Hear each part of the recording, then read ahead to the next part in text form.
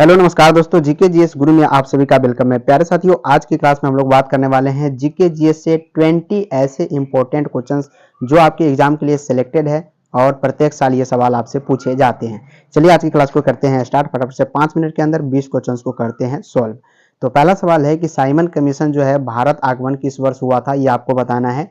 Simon commission का जो है भारत में आगमन किस वर्ष हुआ था? क्या 1930, 1928, 1925 या 1919 में? याद रखिएगा, साइमन कमीशन का भारत में जो आगमन हुआ था वो 1928 में हुआ था। यानी कि ऑप्शन नंबर बी जो होगा इस प्रश्न का आपके सामने जो है बिल्कुल राइट आंसर होगा। ये जो सवाल है काफी हाईलाइटेड सवाल है, प्रत्येक वर्ष ये क्वेश्चन जो है पूछे जाते हैं।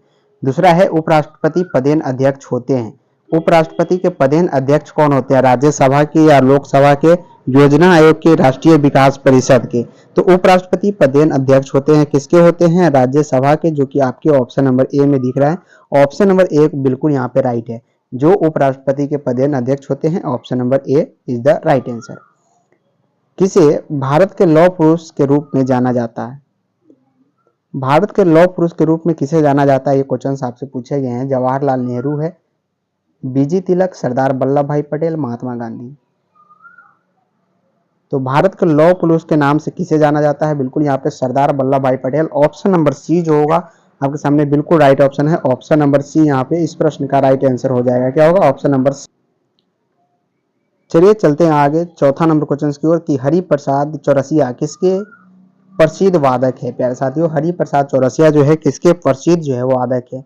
तो हरिप्रसाद चौरसिया याद रखिएगा, ये जो है बांसुरी के क्या है? प्रसिद्ध वादक है। यानी ऑप्शन नंबर सी जो होगा इस प्रश्न का बिल्कुल यहाँ पे राइट आंसर होने वाला है।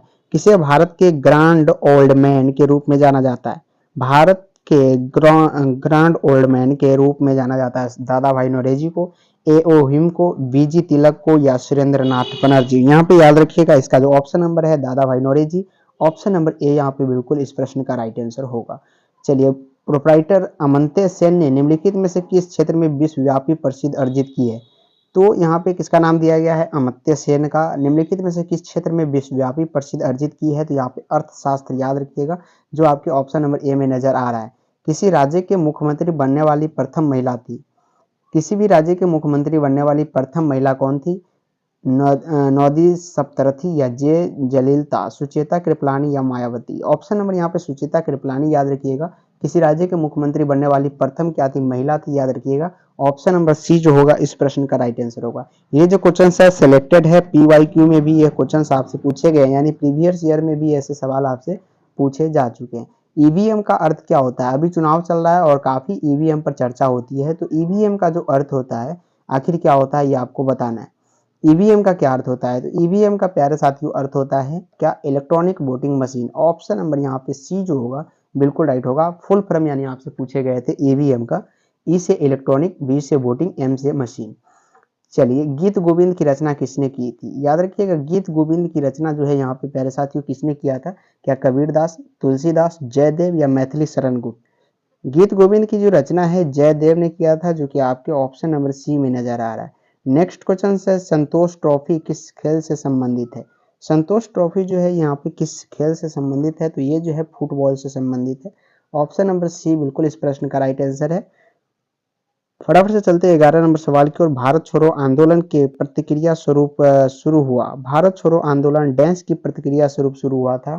तो ये ट्रिप्स प्रस्ताव के अंतर्गत ऐसा कहा गया था कि भारत छोड़ो आंदोलन का नारा लगाया गया था। लॉर्ड मैकाले संबंधित है। लॉर्ड मैकाले जो है याद रखिएगा अंग्रेजी शिक्षा से संबंधित है, जो आपके ऑप्शन नंबर यहाँ पे सी में नजर आ रहे हैं। जापान की संसद कहलाती है, जापान के संसद को हम लोग क्या बोलते हैं? डायट बोलते हैं। जापान की संसद को क्या बोलते हैं प्यारे साथियों? डायट बोलते हैं, याद रखिएगा। 2019 का ये सवाल है, 2019 के पैरामेडिकल एंट्रेंस एग्जाम में क्वेश्चंस पूछे गए। अंतर्राष्ट्रीय न्यायालय स्थित है। अंतर्राष्ट्रीय न्यायालय जो होता है ये हेग में स्थित होता है, जो कि सभी देश का न्यायालय होता है। कोई भी चर्चा अगर करना हो तो आप अंतर्राष्ट्रीय न्यायालय में जाके कर सकते हैं। ये राष्ट्रीय लेवल पर है, यानी इसको हम लोग अंतर्राष्ट्रीय न्यायालय बोलते हैं, जो कि हेग में पड़ता है। कहाँ पे? हेग में। 15 नंबर संयुक्त राष्ट्र दिवस कब मनाया जाता है? संयुक्त राष्ट्र दिवस जो है ये 24 अक्टूबर को मनाया जाता है। संयुक्त राष्ट्र दिवस के रूप में हम लोग मनाते हैं, वो भी 24 अक्टूबर को। 16 नंबर है भारतीय कम्युनिस्ट पार्टी का अस्तित्व किस वर्ष में आया? भारतीय कम्युनिस्ट पार्टी का जो अस्तित्व है ये याद रखिएगा 1921 में आया था। कब आया था प्यारे साथियों? 1921 में क्या भारतीय कम्युनिस्ट पार्टी का अस्तित्व आया था, यानी ऑप्शन नंबर डी जो होगा बिल्कुल इस प्रश्न का राइट आंसर होगा। महात्मा गांधी के राजनीतिक गुरु कौन थे? तो महात्मा गांधी के राजनीतिक गुरु की अगर बात करें तो गोपाल कृष्ण गोखले जो है महात्मा गांधी के क्या थे? राजनीतिक गुरु थे। काफी इंपॉर्टेंट एंड सेलेक्टेड क्वेश्चन है, ऐसे ऐसे सवाल आपको देखने को मिल सकते हैं। सारे जहां से अच्छा हिंदुस्तान हमारा के रचनाकार है, तो ये जो होते हैं कौन है प्यारे साथियों? ये इकबाल है। सारे जहां से अच्छा हिंदुस्तान हमारा, इसके रचनाकार इकबाल है। और सेकेंड लास्ट क्वेश्चन है, दीनबंधु के नाम से कौन विख्यात था? दीनबंधु के नाम से यहाँ पे CF एंड्रूज जो है ये विख्यात था, जो कि आपके ऑप्शन नंबर डी में नजर आ रहा है। और आज का लास्ट क्वेश्चन है, माई एक्सपेरिमेंट विथ ट्रूथ के रचनाकार कौन है? तो बिल्कुल महात्मा गांधी को याद रखिएगा। माई एक्सपेरिमेंट विथ ट्रूथ के रचनाकार है। The Indian civilisation and cultures के भी रचनाकार महात्मा गांधी ही है।